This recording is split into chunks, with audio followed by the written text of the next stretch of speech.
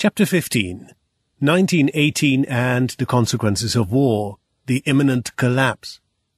Although the Austrian school was critical of the historical, ethical school's belief in the state during the Methodenstreit, its position had gradually changed by the turn of the century. Carl Menger's fundamentally skeptical attitude toward the state receded in direct proportion to the increase in the number of his postdoctoral students who entered into civil service. The skepticism disappeared almost entirely after Menger's withdrawal in 1903. An increasingly symbiotic relationship with the state ensued. Active involvement of Austrian school members in the administration of the state reached its culmination precisely in the years of the so-called War and Transition economy, 1912-1919. This was especially calamitous for the Austrian school. It had never before had such opportunities for influencing others. Its representatives taught at 3 Viennese universities and at the Exportakademie. They played a leading role in the Gesellschaft Österreichischer Volkswirte, Society of Austrian Economists, and even had their own publication, the Zeitschrift für Volkswirtschaft, Sozialpolitik und Verwaltung, Journal of Economics, Social Policy and Administration. 5 habilitierte scholars had been appointed to the Herrenhaus in succession. 5 had become ministers, some even several times, and 2 became members of the Reichsrat. 5 out of a total of 17 habilitierte economists and public finance experts had become excellencies, and were therefore highly ranked representatives of the monarchy. Aside from holding top positions in public administration and in the press, members of the school were found in the Chamber of Commerce and in higher echelons of large banks and industrial conglomerates, for example Rudolf Sieghardt, Bodenkreditanstalt, and Julius Landesberger, Anglo-Österreichische Bank. Toward the end of the war, the influence of the school reached its height.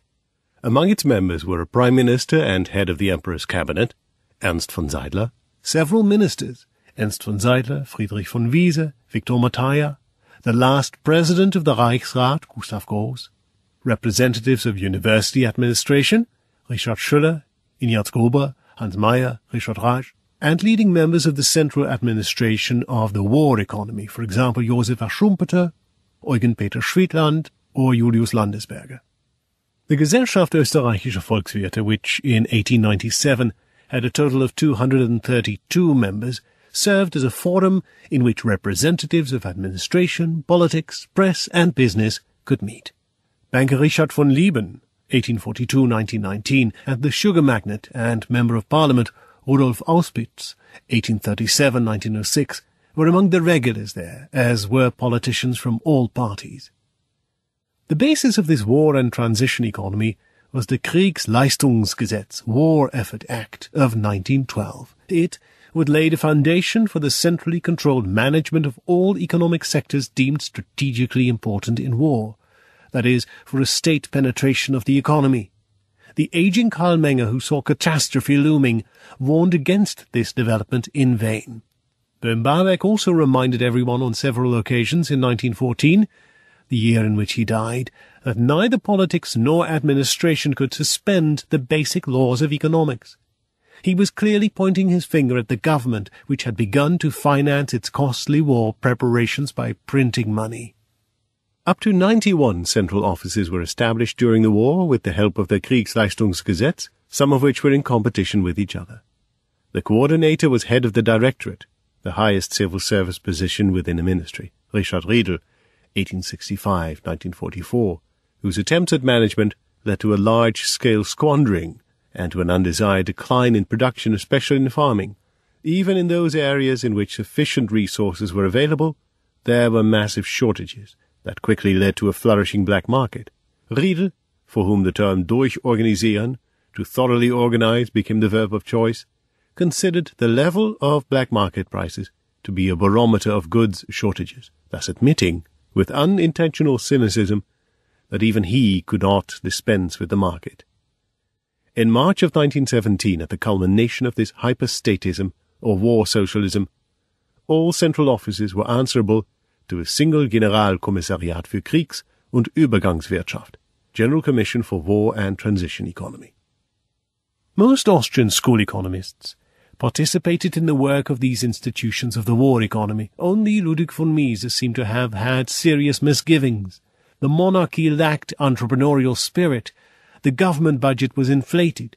The internal administration was costly and deficient, and publicly owned enterprises were badly managed on the whole. When Mises was assigned to the War Economy Department of the War Ministry, he reported back to the front. His decision may have been made easier by the fact that the department was run by Hans Meyer, and that Otto Bauer and Ottmar Spann were working there as well. Mises could hardly conceal his disrespect toward Meyer and Spann. The practice of central economic planning was continued for some time after the end of the war, which indeed suited the plans of the revolutionary socialists. The philosopher Otto Neurath, 1882-1945, thus suggested taking quick advantage of this prepared ground.